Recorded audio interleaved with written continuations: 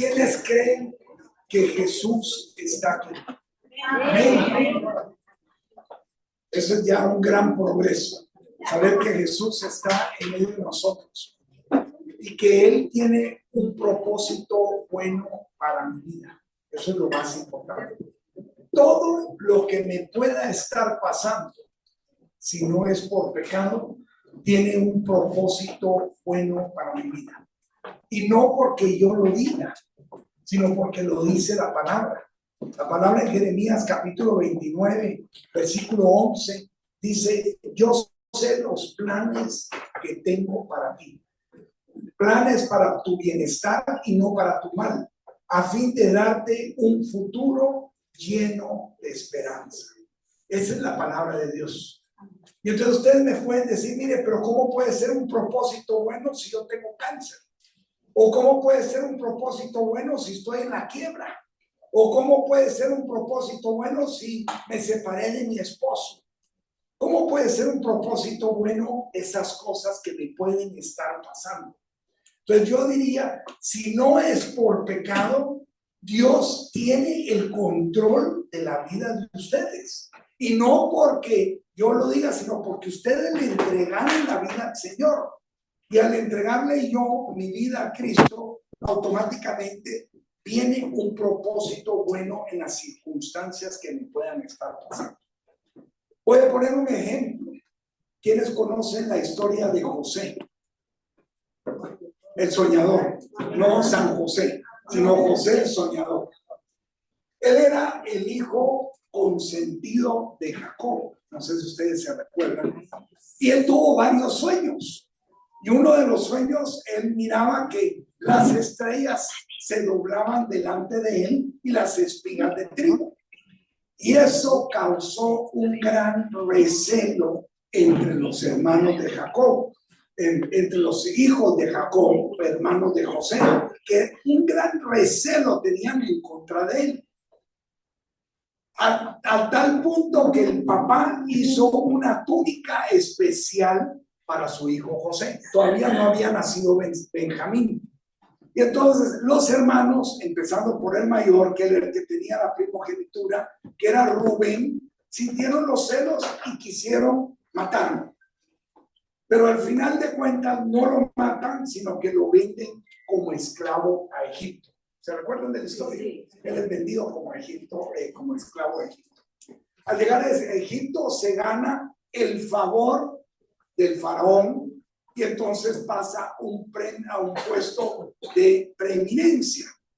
Estando en el puesto de preeminencia, la mujer de Potifar quería tener un tipo de relación con él y él, por obedecer a Dios, no le hace caso. Fíjense, hasta el punto donde llega, no le hace caso. Automáticamente lo acusa a la mujer y lo mandan ¿a dónde? A la cárcel. ¿Será que todo eso que le sucedía a José por estar obedeciendo a Dios era un propósito bueno o un propósito malo? Lo venden los hermanos, lo iban a matar, lo compraron como esclavo, trabajó como esclavo, lo meten a la cárcel y en la cárcel interpreta otra vez los sueños del faraón. Y entonces lo sacan otra vez de la cárcel. Entonces, como parecía que la vida de José tenía un sub y baja por estar obedeciendo y creyendo en Dios. Subía y bajaba, a la cárcel, fuera de la cárcel.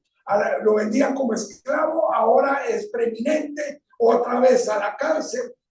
¿Será que había un propósito bueno en la vida de José? Sí. Sí. A la vista no. Yo haría la misma pregunta hoy. ¿Será que hay un propósito bueno en lo que te está pasando? Definitivamente. ¿Lo creen ustedes? Sí. Que lo que esté pasando, yo no sé si están pasando, como dijo Juan Luis Guerra, el Miana de Mexica. No lo sé, porque no conozco la vida de ustedes. Pero sí sé que si su vida ha sido entregada al Señor, todo lo que el Señor pueda hacer en sus vidas es bueno. El plan de Dios para ti es bueno. Y lo que Él quiere es darte un futuro lleno de esperanza, así como se lo dio a José. y así como se lo dio al pueblo de Israel. Interpreta los sueños de Faraón y otra vez lo ponen en puesto de preeminencia. Pero habían pasado 2 años de mucha hambre en Egipto, mucha hambre. Él interpreta el sueño que van a venir 7 años de vacas gordas, o sea, de mucha provisión, y 7 años de vacas flacas. Los hermanos de José, ¿dónde vivían? En Canaán. Era la tierra que Dios le había dado al pueblo de Israel, o a Abraham, porque el pueblo después sale y es cautivo en Egipto. Le había dado a Abraham la tierra de Canaán. Pasados 2 años de todo eso, empezó la hambre y los hermanos de él llegaron a Egipto. Él no se identifica. Si usted fuera el hermano que condenó a José, si usted fuera José y le llega aquel hermano que lo vendió, que lo hizo pasar por mucho sufrimiento, que le hizo pasar mucho dolor, que le hizo pasar mucha angustia, que le hizo pasar noches en vela, y mira a ese hermano que lo metió ahí, ¿qué haría usted con él? Difícil. ¿Qué haría usted con él? Teniendo el poder que tenía José, porque era el segundo en el reino, él podía mandar a matar a sus hermanos y decirle: ahora sí, vos no sabes con quién te estás metiendo. A veces lo decimos, muy sutil, pero lo decimos. No sabes con quién te estás metiendo. Te estás metiendo con el segundo del reino de Israel, de Egipto, el segundo del reino de Egipto. ¿Qué hubiera hecho usted? Adentro de su corazón, yo creo que hay situaciones muy parecidas ahorita en personas aquí que están sintiendo resentimiento, que están sintiendo odio, que están sintiendo rencor hacia alguna persona que les ha hecho daño, no poco daño, mucho daño. Y tenemos que entender que esa persona que tal vez le hizo mucho daño fue utilizada para que usted tuviera un propósito bueno, para que el plan de Dios se cumpliera. Y cuando ese plan de Dios se está cumpliendo en su vida, usted lo único que tiene que saber y decirle al Señor es: gracias, Señor.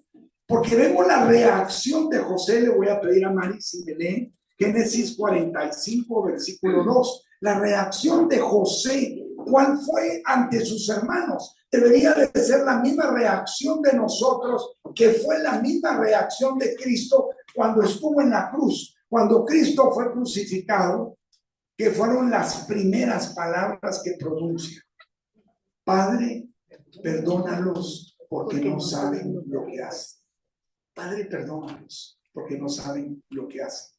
Entonces, para vivir una vida de alegría, una vida plena en el Señor, es indispensable que en mi corazón haya un deseo de perdonar a aquellas personas que me han causado a mí tanto daño, como fue lo que hizo José. Dice: no se entristezcan, se revela a sus hermanos y él llora amargamente y pregunta por su padre Jacob y pregunta también por quién más, por su hermano Benjamín, que era el chiquitito. Por eso es que a los chiquitos le dicen los benjamines de la familia. Pregunta por ellos dos y le dice a sus hermanos: vosotros no os entristezcáis por lo que ha sucedido o por lo que hicieron. Eso era parte del plan de Dios. ¡Ay, qué tremendo! ¡Qué tremendo! Pero entonces, la pregunta sería: ¿a José le fue bien o le fue mal? Bien. Pero ¿por qué le fue bien a José? Tenemos que analizar por qué a él le fue bien. No sé si María lo tiene.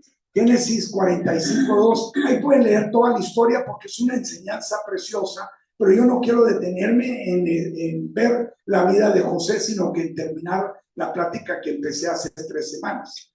Génesis 45:2. Entonces se puso a llorar tan fuerte que todos los egipcios lo supieron. Y la noticia llegó hasta el palacio de Faraón. Palabra de Sí, en el otro. José les dijo a sus hermanos: yo soy José, ¿vive mi padre todavía? Ellos estaban tan asustados de estar delante de él que no podían contestar. Pero José les dijo: por favor, acérquense a mí.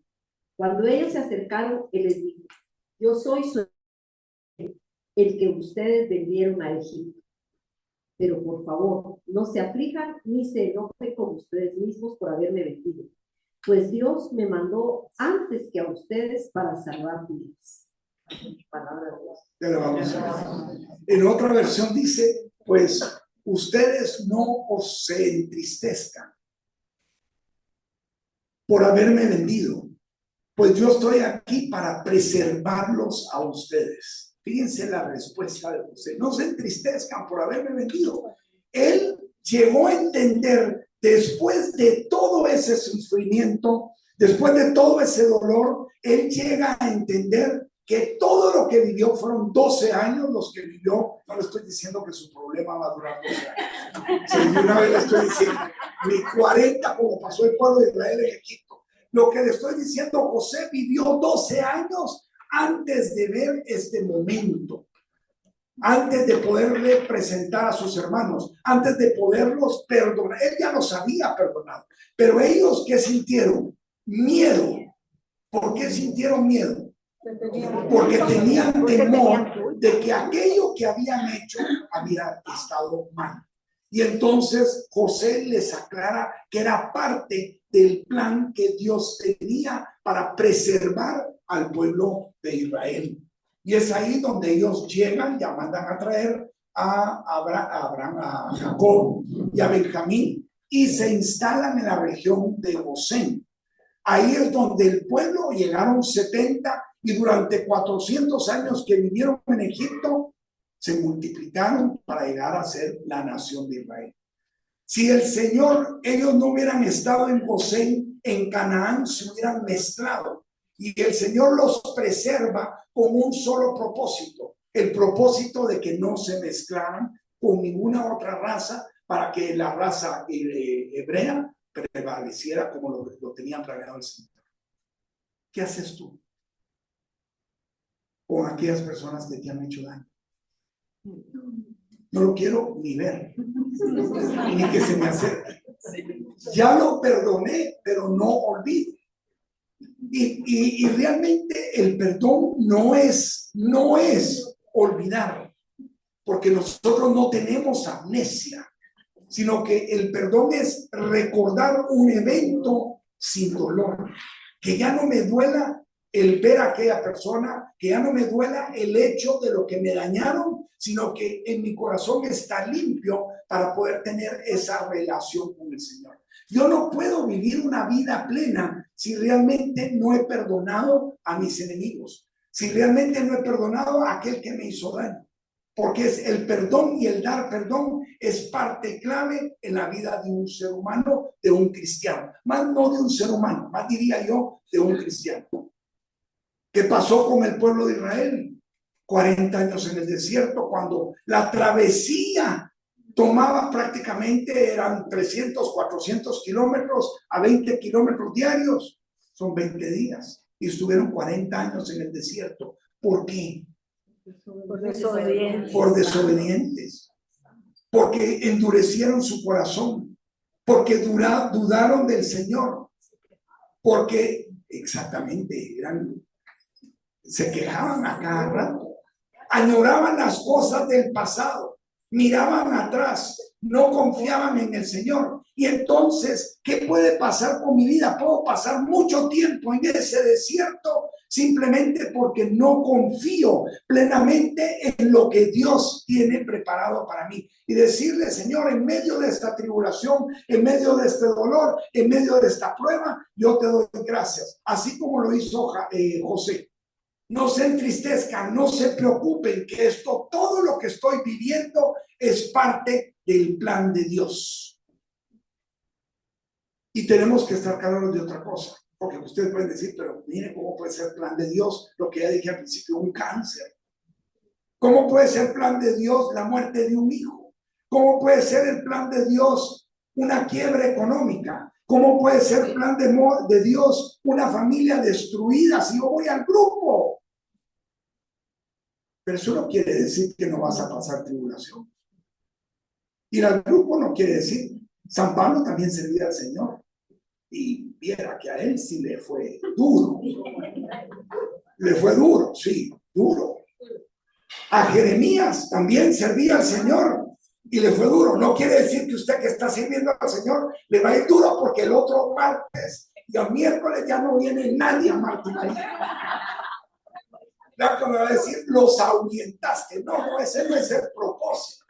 El propósito es estar claro, es estar cimentado, es tener raíz, es tener profundidad para que en estos momentos difíciles nosotros podamos ser como José. En estos momentos difíciles podamos vivir en ese desierto, sabiendo que Dios siempre va a proveer el maná, el agua y el vestido, que no me va a faltar.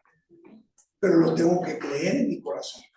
Yo tengo que estar seguro, creerlo. Y creer es tener fe. Y la fe viene por dos. ¿Por qué? Por el oír. Y lo que se oye es palabra de Dios. Entonces la pregunta sería, ¿qué oye usted todos los días? Porque me puede decir, en mi época yo no oigo radio, pero en mi época podríamos decir la radio mundial. ¿Sí? Los que son de mi edad más o menos entienden qué dicho. Los que no son de mi edad, que son más jóvenes, dicen cuál es la radio mundial.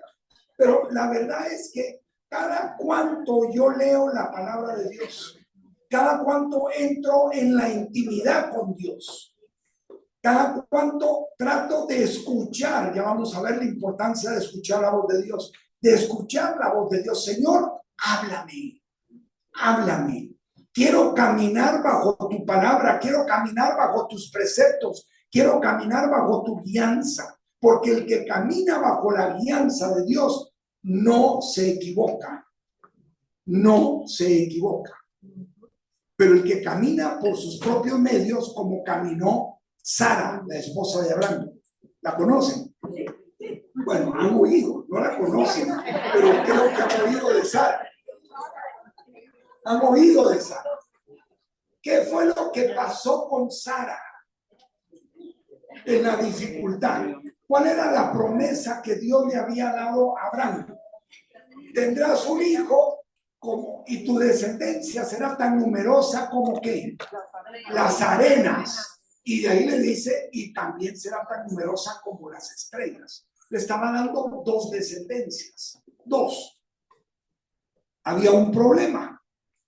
Sara era estéril. Y de ahí había otro segundo problema, que Sara era vieja. Ay, Dios. Sí, ay, Dios. Y entonces, bueno, más que eso,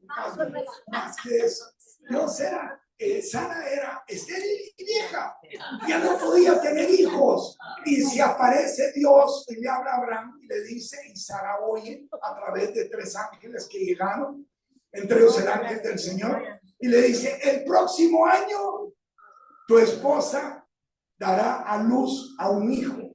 Y Sarita estaba oyendo. Yo no sé si esa es una cualidad o es un defecto, pero ella estaba oyendo lo que su esposo Abraham estaba hablando con los 3 ángeles.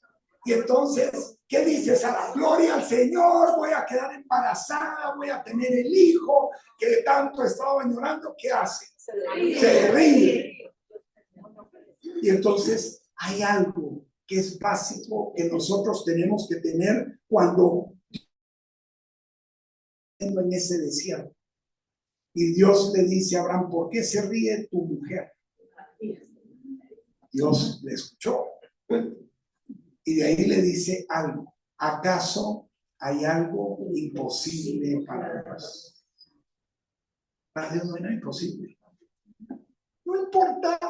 Usted me puede contar el peor problema del mundo. El peor problema del mundo. Pero yo le diría esto que le dijo, solo 2 veces lo menciona la Biblia. La primera vez que lo menciona con Sara. Y la segunda vez que lo menciona, ¿con quién lo menciona? Con la Virgen María. Porque cuando le llega el ángel y le anuncia que vas a tener un hijo y que el hijo iba a ser engendrado por obra del Espíritu Santo, yo creo hace 2000 años era más difícil creer. ¿Cómo es eso? ¿Verdad? Pero el ángel le dice, ¿acaso hay algo imposible para Dios? Y eso te habla hoy el Señor. Eso te dice hoy el Señor. Para Dios no le importa el problema. Mi Dios es más grande que tu problema. Y el de ustedes, que es el mismo mío, es más grande que tu problema. Es más grande que tu tribulación. Y así como llevó al pueblo de Israel en Egipto, y así como le dio a Abraham un hijo, el hijo de la promesa, aunque ya le había dado Sara una manita al Señor. ¿Por qué ya le había dado Sara una manita al Señor? Porque, sí, imagínense, llegó y le dice a Abraham, mira, tengamos un diálogo. Y se sientan los dos a platicar, como se sientan ustedes con su esposo. Y dice, mira, Abrancito, o gordito, o cielo, o mi amor, no sé cómo se trata, pero algo así, como mi viejito, mira mi viejito. Yo creo que ya no voy a poder tener ese hijo. Muchas personas pueden estar pensando que ya el problema que está pasando usted no tiene solución, no tiene solución. Es que yo ore, mire, es que oro todos los días. Es que voy a misa todos los días. Es que visito al Santísimo todos los días. Y nada. Como que Dios se olvidó de mí. Igual pensó Sara. Y dijo, ¿sabes qué? Se me acaba de ocurrir una idea. Una buena idea. Ya viste a Agar, le dice. La verdad, esto lo estoy parafraseando. Le ha dicho, no, gorda, yo solo tengo ojos para ti. Ya viste a Agar, tal vez sí la había visto. Mira, ¿por qué no tienes, yo ya estoy vieja, ¿por qué no tienes el hijo con ella? Y Abraham ha de haber dicho, no, gorda, eso no se puede, pero si tanto insistir, como dice, si tanto insistir, bueno, pues, dentro, pues. Entonces, nace el hijo que no era el hijo de la promesa. Yo tengo que estar seguro que cuando hago algo, lo hago conforme a la voluntad de ¿quién? De Dios. Si Dios le había dicho a Abraham que su descendencia iba a ser numerosa como las estrellas, e iba a ser numerosa como las arenas, las dos descendencias, ¿iba a ser o no iba a ser? Sí. Si Dios te ha dicho que va a sanar tu casa, si Dios te ha dicho que va a proveer, si Dios te ha dicho que va a restaurar, va a suceder.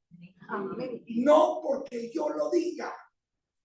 Ya se lo dije la semana pasada, yo no soy motivador. No tengo palabras para motivar. Yo copio lo que está escrito aquí en la Biblia. Y si Dios dice, lo cumple.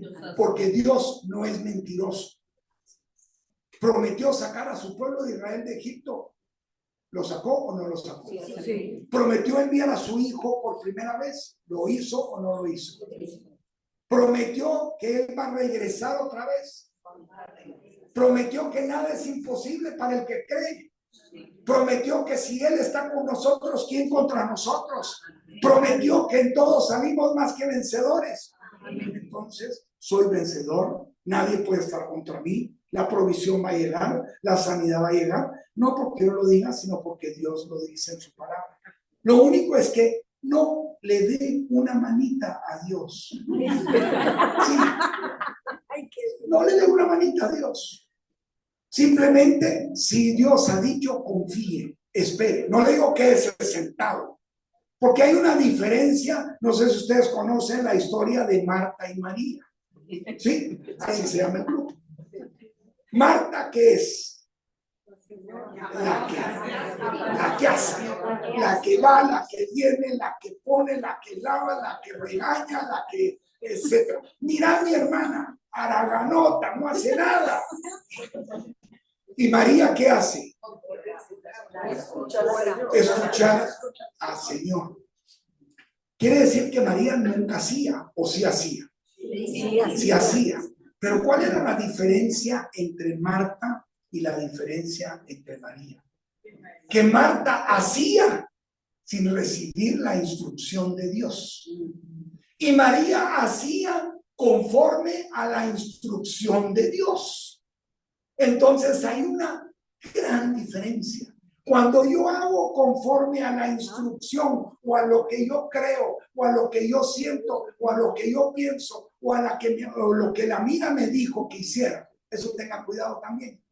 Pues tiene que tener sabiduría a quien contarle sus problemas.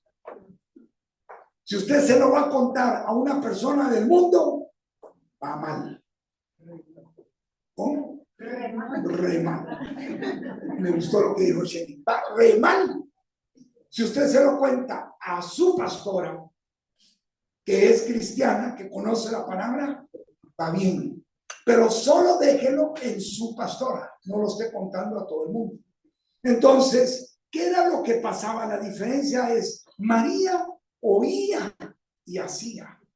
Marta hacía, pero no oía. Entonces, ¿qué es lo que el Señor me pide para vivir una vida caminando con Él? Oír y hacer. Pero como no tengo tiempo de oír, no tengo tiempo para hacer, más ahora que es algo terrible. Todo el mundo vive unas carreras horribles. Horribles. Entonces no da tiempo para subir al monte y estar con el Señor a solas y preguntarle, Dios, ¿qué quieres que yo haga en esta situación? ¿Cómo quieres que yo actúe en esta situación? No hay tiempo. Y es sentarse a escuchar la voz de Dios. Y cuando la nube camine, y cuando la columna de fuego camine, ¿qué tengo que hacer yo? Caminar. Pero cuando la nube no camine, cuando la columna de fuego no se mueva, ¿qué tengo que hacer yo? Reposar. No es esperar, es claro, es esperar, pero reposar. Porque yo tengo la certeza de que Dios tiene el control de mi problema. Porque yo tengo la certeza de que Dios va a actuar. Porque yo tengo la certeza de que Dios va a obrar. Y la forma en que obra Dios es para mi bien y no para mi mal. Entonces hoy sí ya estoy claro, voy a caminar, voy a ser como José, voy a perdonar, voy a abrir mi corazón, voy a confiar, voy a saber que ese Dios que yo tengo, para Él no hay nada imposible. No le pongan límites a Dios. Los seres humanos ponemos límites, Dios no tiene límites. Si Él es omnisciente, omnipresente y omnipotente. Esas son las tres características de Dios. Omnisciente, omnipresente y omnipotente. Para Él no hay nada imposible. Él es el principio, el fin, el alfa y el omega. Para Él no hay tiempo. Para mí sí hay tiempo, pero para Dios no hay tiempo. Entonces, vamos a volver a Romanos 8:28. Todas las cosas vienen para bien para los que aman al Señor. ¿Sí? Lo que te está pasando hoy es para tu bien. Sí. Vamos mejor que la vez pasada, porque les hice la misma pregunta. Y entonces hablamos que el amar a Dios consiste en obedecer sus mandamientos.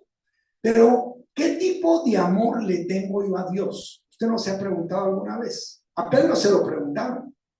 El Señor lo interpeló a Pedro.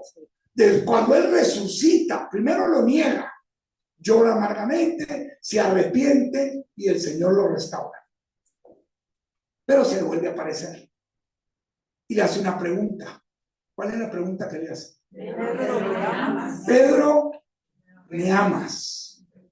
¿Qué tipo de amor era el que el Señor le estaba preguntando a Pedro? Hay tres tipos de amor en la Biblia: agapeo, fileo y el eros. Son los tres tipos de amor. El primero, cuando el Señor le está preguntando, le pregunta: Pedro, ¿me amas? ¿Qué amor era el que el Señor le estaba preguntando? Agapeo. Y ese amor agapeo es el que todo lo da, el que todo lo soporta, el que no es envidioso, el que está descrito en 1 Corintios capítulo 3. Y entonces Pedro, ¿qué le dice? Señor, tú sabes que yo te no quiero.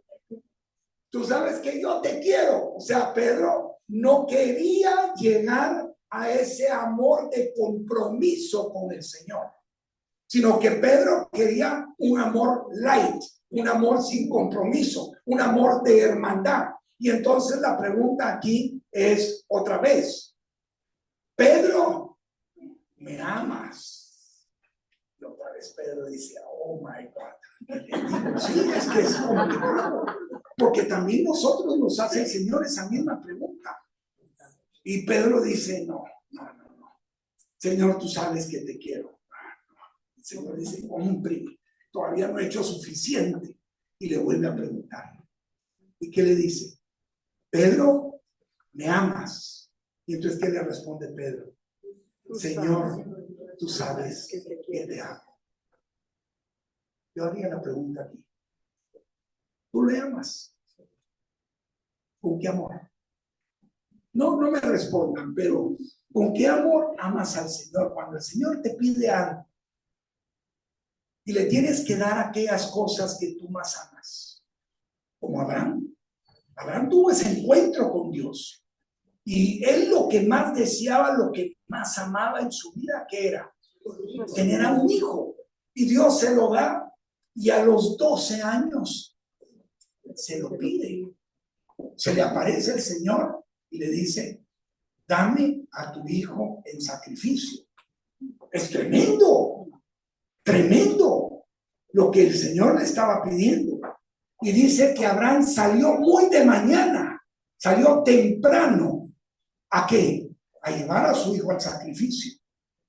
Él no sé, cuando llegue ahí arriba, le voy a preguntar a Abraham, le voy a decir, mira, Abraham, tengo una duda.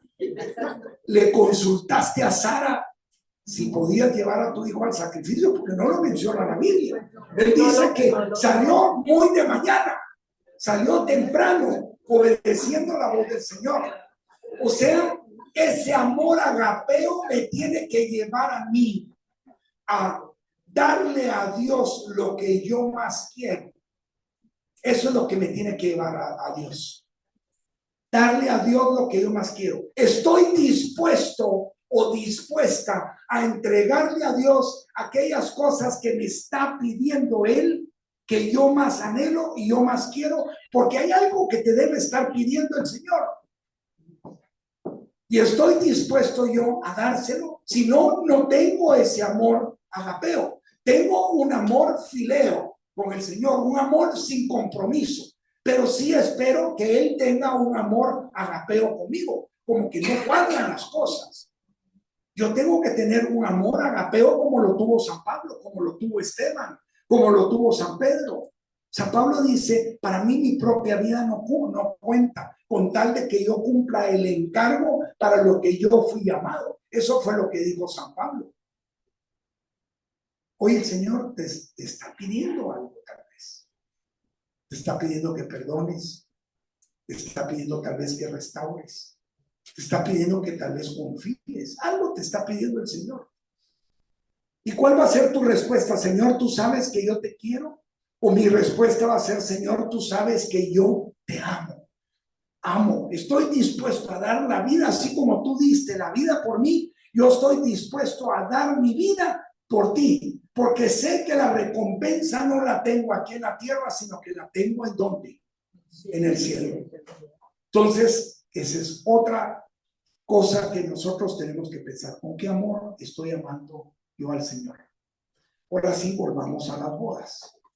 Juan capítulo 2. Vamos a ver la boda de Canaán, porque ahí solo vimos llenar las tinajas. Pero hay 3 puntos más que no vimos, que son realmente importantísimos, los puntos que están ahí en la boda de Canaán. Entonces dice que había una boda y en esa boda estaban invitados Jesús, la madre de Jesús y los discípulos. Yo haría la pregunta, ¿quién está invitado a tu vida? ¿Quién es el invitado en esa boda especial de tu vida? ¿Quién ocupa el primer lugar en tu vida? Porque claramente nos está diciendo, habían tres: la madre, los discípulos y Jesús. ¿Cuál es el invitado principal? ¿Los amigos? ¿La familia? ¿Quién ocupa el lugar? ¿Quién ocupa el centro? Yo no sé si ustedes se recuerdan en la resurrección del Señor, que los discípulos estaban llenos de miedo, estaban con las puertas cerradas, y ¿quién se les aparece? Jesús. ¿En dónde se coloca el Señor? En medio. ¿Y qué les dice? Paz a vosotros. Paz a vosotros. Eso fue lo que les dijo. Pero hay algo curioso. ¿Por qué la Biblia o por qué San Juan se tomó la molestia de poner en dónde es que estaba el Señor, dónde se había colocado el Señor? ¿Será que eso era algo importante o era irrelevante? Importante. Entonces era importante saber dónde se había colocado el Señor. ¿Por qué razón era importante saber dónde? Porque cuando Jesús es el centro de tu vida, hay paz en medio de la tormenta y la tribulación. Cuando Jesús no es el centro de tu vida, lo tienes a un lado, vas a sentir la tormenta. Entonces, yo tengo que hacer de Él el invitado principal a mi vida. Por eso es que yo le entregué mi vida. Yo lo reconocí como Señor. Y reconocer a Jesús como Señor tiene tres características. Primero, mi vida no me pertenece. La vida de ustedes no les pertenece. ¿Por qué? Porque Jesús la compró.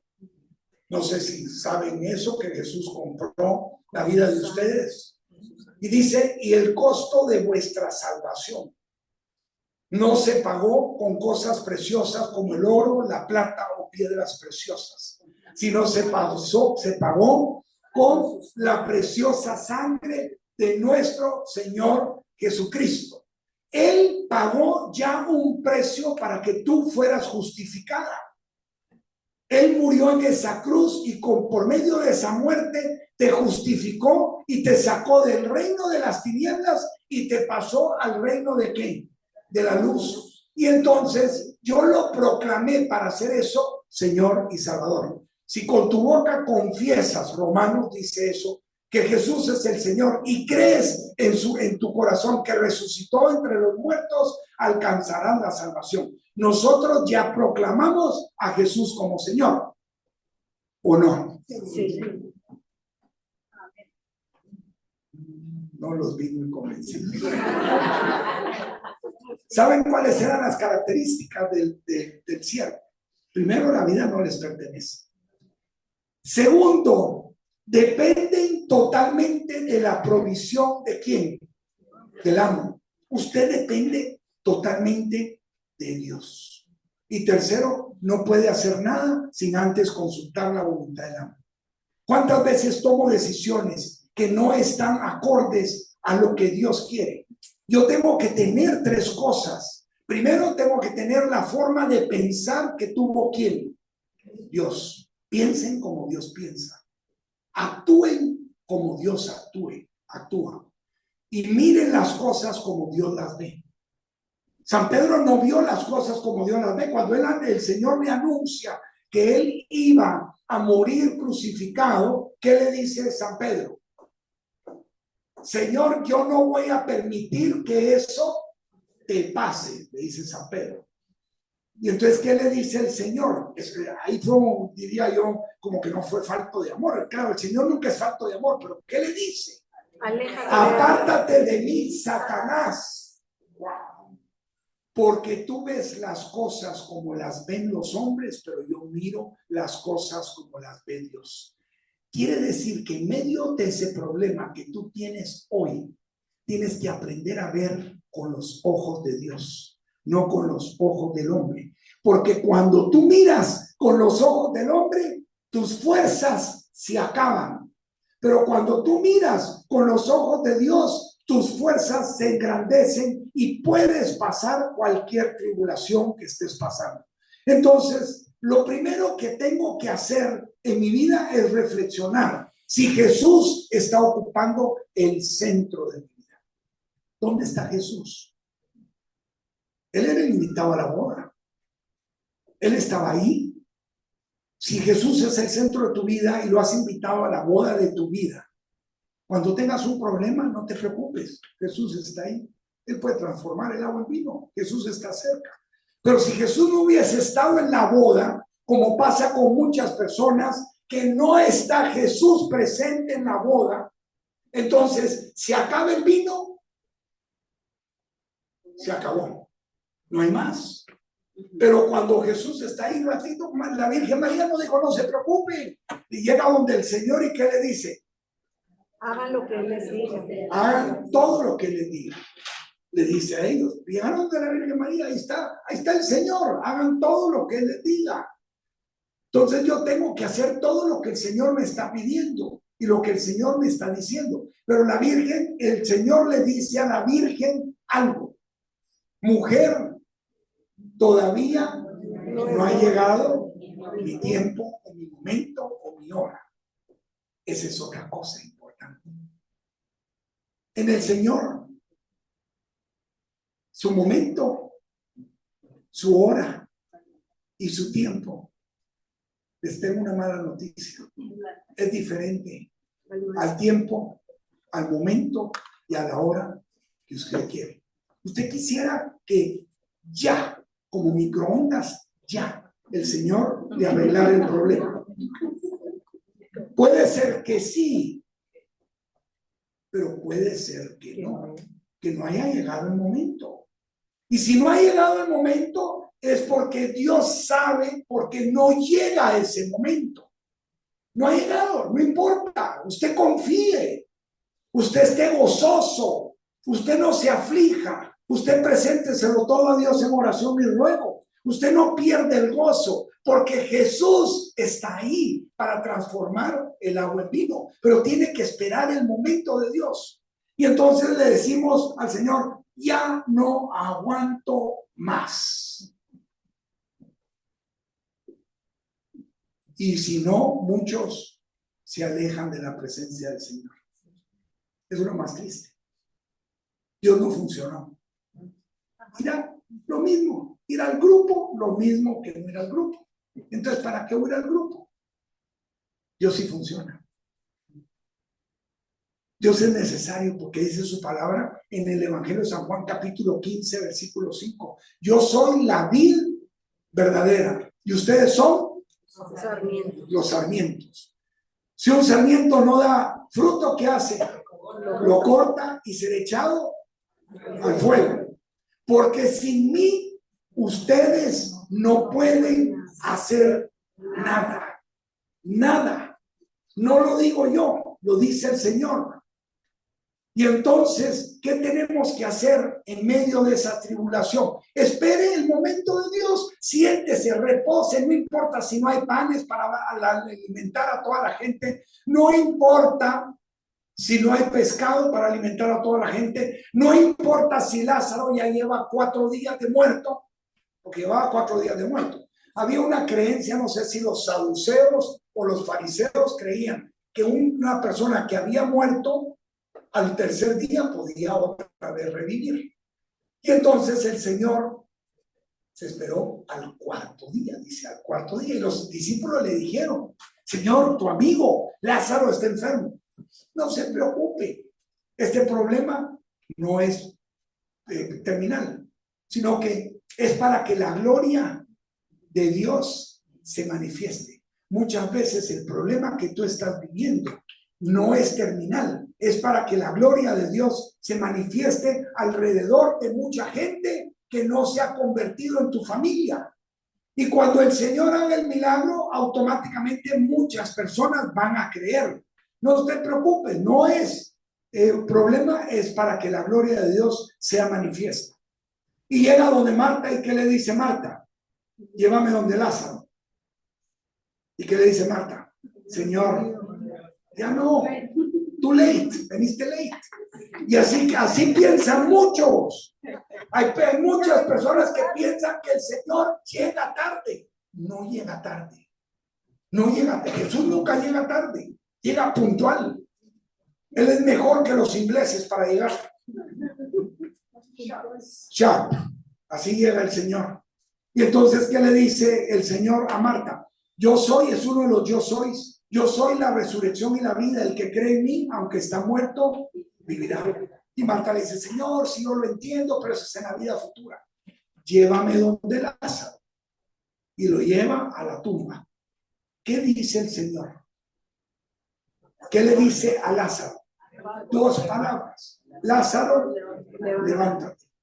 ¿Y qué dijo Lázaro? Ay, no, Señor, aquí estoy cómodo, gracias, mira, ya fui al cielo, ya conocí al Padre, déjame tranquilo. No, ¿qué hace Lázaro? Obedece la voz de Dios. Quiere decir que la palabra de Dios tiene poder. Tiene poder. Cuando yo le doy una orden a la enfermedad, va a tener poder. Cuando yo le doy una orden a los demonios salen.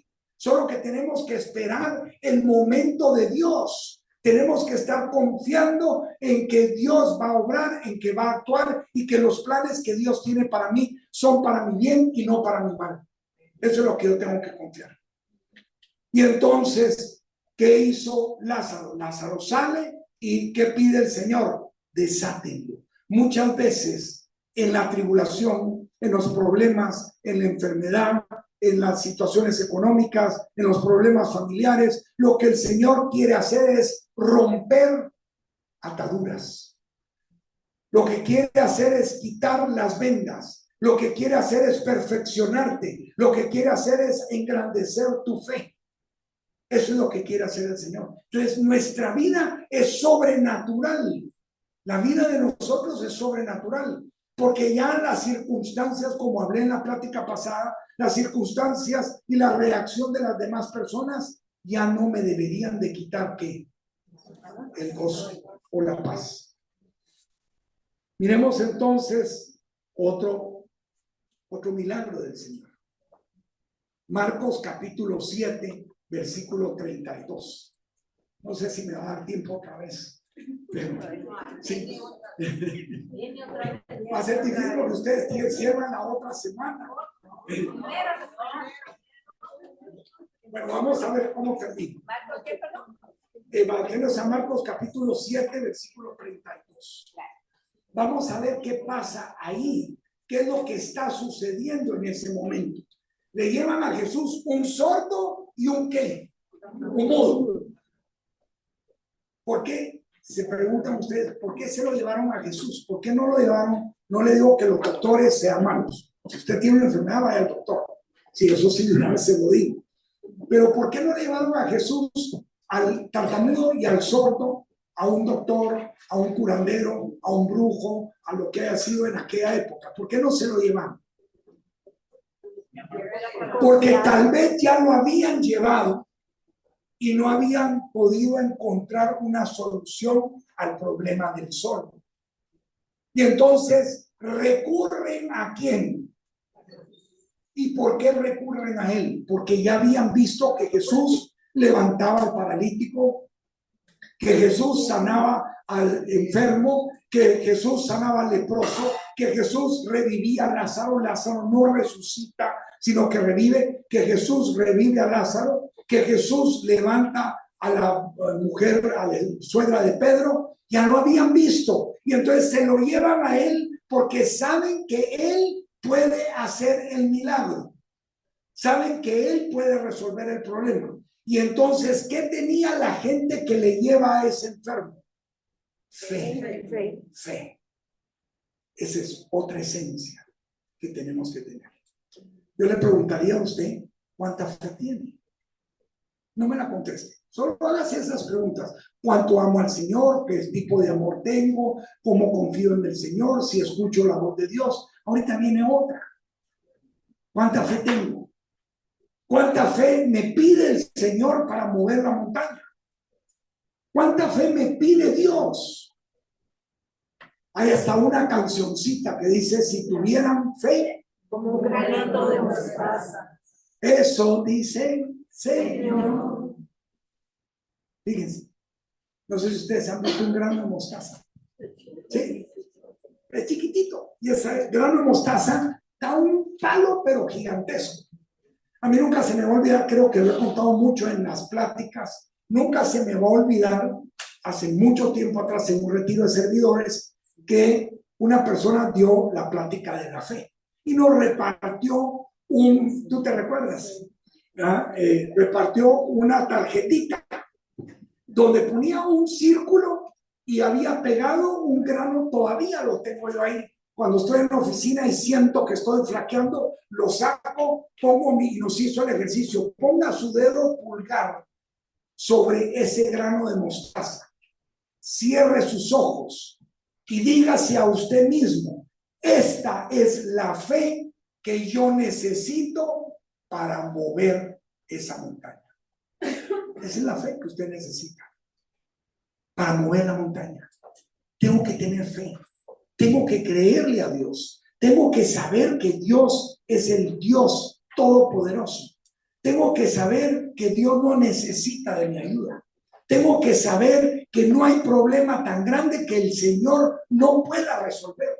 No hay problema tan grande. Ya lo dije al principio de la plática. Dígame su problema. Le diría, es chiquito. Pero es que mire, el mío es chiquito comparado con la grandeza de Dios. Dios creó el universo.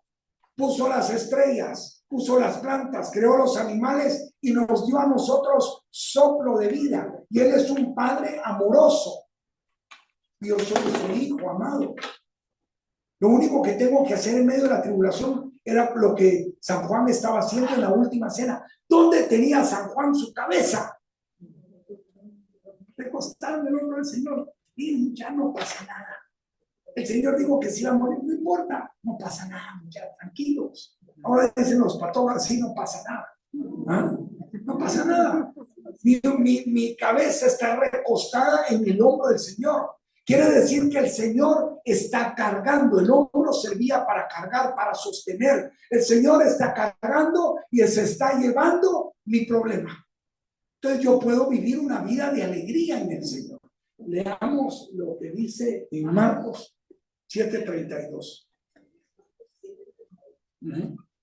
Ahí le llevaron un sordo y tartamudo y le pidieron que pusiera su mano sobre él. Jesús se lo llevó a un lado, aparte de la gente. Le metió los dedos en los oídos y con saliva le tocó la lengua. Luego, mirando al cielo, suspiró y dijo al hombre, Efatá, es decir, abre. Al momento los oídos del sordo se abrieron y se le desató la lengua y pudo hablar bien. Palabra de Dios. Te alabamos. ¿Qué dijo el Señor? ¿Y qué quiere decir Efatá? Ábrete. Ábrete. Señor, abre las puertas del cielo. Abre las ventanas del cielo, Señor. Derrama toda clase de bendiciones. Porque cuando Dios abre una puerta, nadie la puede cerrar. Nadie. Cuando Dios cierra una puerta, nadie la puede abrir. Cuando Noé cerró la puerta de la barca y la gente que estaba afuera de la barca vieron lo que estaba sucediendo, que llegaron a hacer. Querían entrar en la barca y Noé, que les dijo, yo no puedo abrir la puerta, lo que Dios ha cerrado, yo no lo puedo abrir.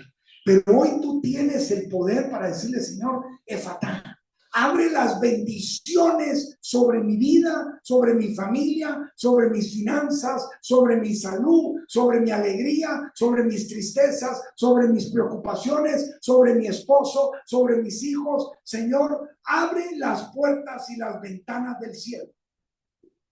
¿Y el Señor qué va a hacer? Abrirlas. Pero va a ser en el momento de ¿quién? De Dios. Va a ser en el momento de Dios. Tienes que subir al monte, como hizo Jesús en la transfiguración. Tienes que orar para conocer la voluntad del Señor. Cuando Jesús se va al monte, se lleva a 3 discípulos. ¿Quiénes eran los 3 discípulos? Pedro, Juan y Santiago. Juan y Santiago, hermanos, que le pidieron, la llevó la madre de, es que si era total, la mamá de Juan y Santiago. Le dice, Señor, cuando tú llegas arriba, Permite que Juanito se siente a la derecha y el otro a la izquierda. Está bien, pídale, no hay ningún problema. Pero se lleva a Pedro, Juan y Santiago. Y entonces, ¿qué vieron ellos? Se sintieron tan bien que no querían bajar. Dice, San Pedro le dice, no, Señor, mira, si aquí estamos calidad, aquí estamos impresionante, quedémonos aquí. Eso es cuando uno sube a la presencia de Dios, cuando uno cierra la puerta de su cuarto, de su habitación y quiere entrar a la presencia de Dios, automáticamente se siente algo diferente. Se siente la presencia del Señor. Yo sé que nosotros no vivimos por sentimiento, pero ellos estaban también viendo a quién, al Señor transfigurado, su luz. Y en medio de esa transfiguración se oyó una voz que respaldaba. ¿Cuál era la voz que apareció? Este es mi Hijo amado en quien yo encuentro complacencia. Este es Jesús, el que está hoy aquí. Es el Hijo amado de Dios, es el Hijo amado del Padre. Él te está pidiendo que tú entres hoy a la presencia de Él. Que descanses. No te afanes, no ganas nada con afanarte, no ganas nada con preocuparte. Reposa, eso es lo que dice el Señor, reposa. Porque tú estás en el monte, estás viendo al Señor transfigurado, viendo al Señor resucitado, viendo a Cristo victorioso, que está sentado ahorita a la diestra del Padre, y que un día nos vamos a reunir con Él. Y así como Pedro, Juan y Santiago querían quedarse en la presencia de Dios, cuando uno llega a la presencia de Dios en su oración diaria, en su momento de intimidad con Dios, no quiere salir de ahí. De verdad, se lo digo por testimonio propio. Cuando usted ora y se mete en la presencia de Dios, usted quisiera permanecer ahí todo el tiempo. Quisiera, aunque no diga nada, solamente escuchar la voz de Dios. Y aunque haya silencio, usted quiere quedarse ahí. Y es ahí donde usted le puede decir, Señor, habla, que tu siervo escucha. Nos falta escuchar. Es un problema, porque generalmente hablamos. Y cuando hablamos, solo pedimos. Padre, te pido, por favor, que esto, te pido, y se acabó la verdad. ¿Y cuándo lo bendice? ¿Cuándo lo alaba? ¿Cuándo le da gracias? ¿Cuándo lo adora? ¿Cuándo entra en la presencia? ¿Cuándo mira al Señor transfigurado? Ellos no querían salir. Yo te exhorto a que cada día de tu vida tú puedas entrar en la presencia de Dios. Que no mires tu problema más. Si ahí está, yo sé que está. Yo sé que te angustia algunas veces, pero el Señor te dice, no te preocupes, no te aflijas. Eso dice Filipenses capítulo 4, versículo 7.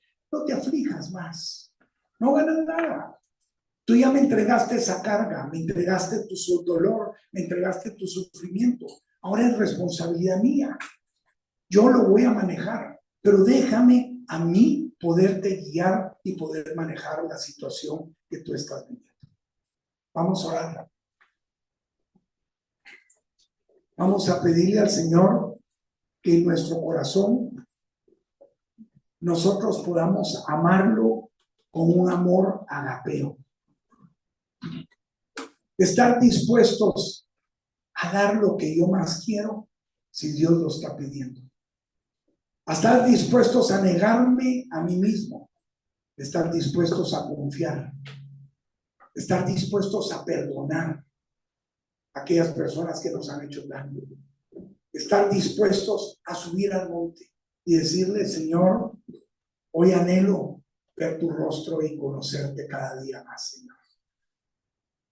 Hoy quiero entrar en tu presencia. Hoy quiero, Señor, estar contigo.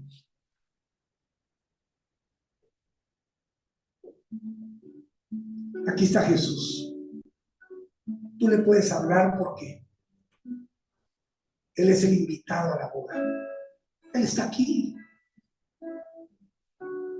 Y así como Él transformó el agua en vino, Hoy va a transformar tu tristeza en alegría.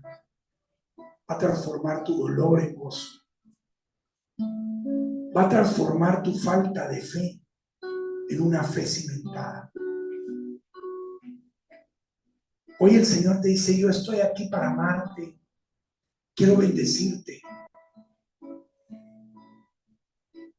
Quiero derramar mi unción sobre ti. Quiero que sientas esa paz que solamente yo te puedo dar.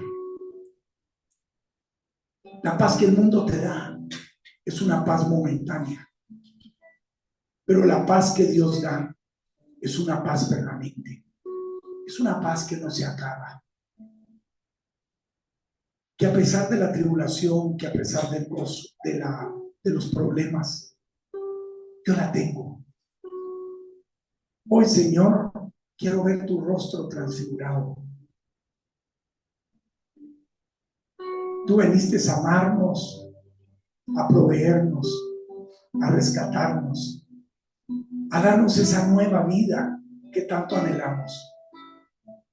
Permite que caminemos en fe, Señor, creyendo que tú eres Dios. Permite, Señor, que yo pueda confiar que los planes que tú tienes para mí son para mi bien y no para mi mal. Que tú quieres darme un futuro lleno de esperanza. Y hoy quiero darte gracias por el problema que tengo. Gracias, Señor. Solamente esa palabra sale de mi boca. Te amo, Señor. Y te doy gracias. Te amo, Jesús. Pero con ese amor agapeo, hoy te entrego mi vida para que tú la tomes, para que la moldees, para que la transformes. Toma mi vida, Señor. Toma mi familia. Toma mis finanzas. Toma mi salud. Toma mi matrimonio. Toma mi trabajo, Señor. Hoy te lo entrego, Señor.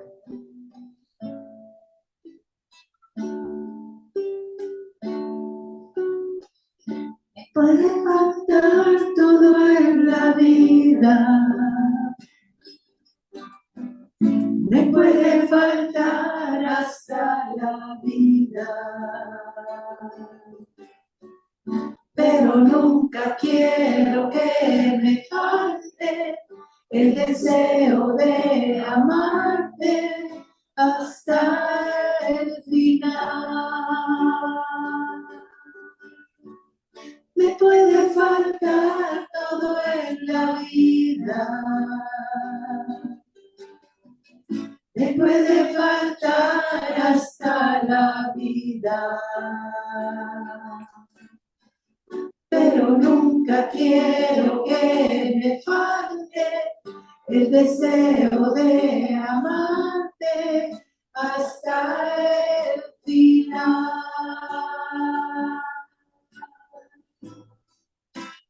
Hasta la locura te amo, Señor. Ya no quedan dudas en mi corazón de que te amo, de que te amo, Señor.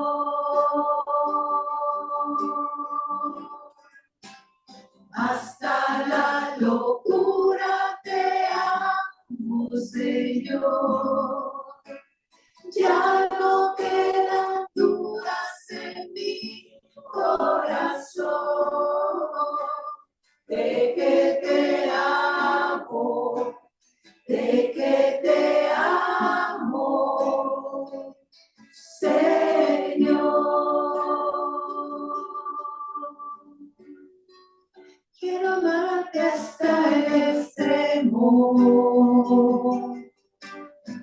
sin reservas darme por entero, como los que se han enamorado. Hoy te canto, mi amado, hasta el final.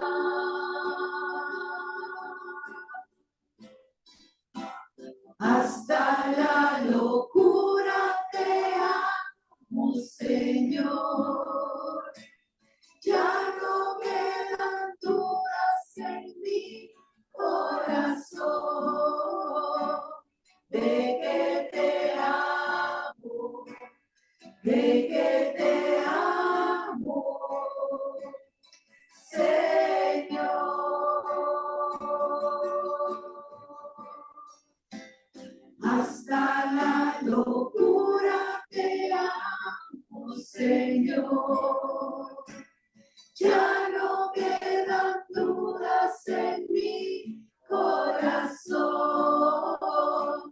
de que te amo y que te amas, Señor.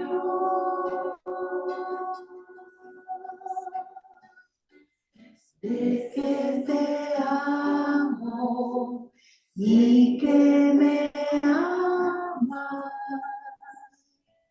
Señor.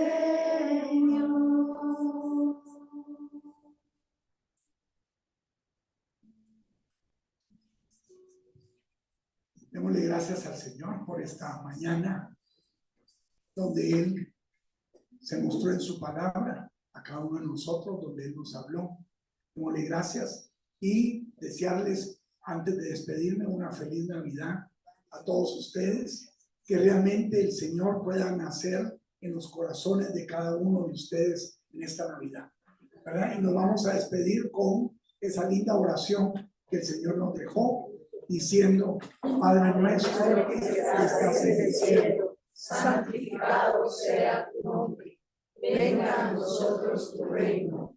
Hágase tu voluntad en la tierra como en el cielo. Danos hoy nuestro pan de cada día. Perdona nuestras ofensas, como también nosotros perdonamos a los que nos ofenden. Y no nos dejes caer en tentación, y líbranos del mal. Amén. Dios te salve María, Llena eres de gracia, el Señor es contigo. Bendita tú eres entre todas las mujeres, y bendito es el fruto de tu vientre, Jesús. Santa María, Madre de Dios, ruega por nosotros pecadores, ahora y en la hora de nuestra muerte. Amén. gloria al Padre, gloria al Hijo, gloria al Espíritu Santo, como Como era en el principio, ahora y siempre, por los siglos de los siglos. Amén. Que la paz y el gozo del Señor estén con ustedes.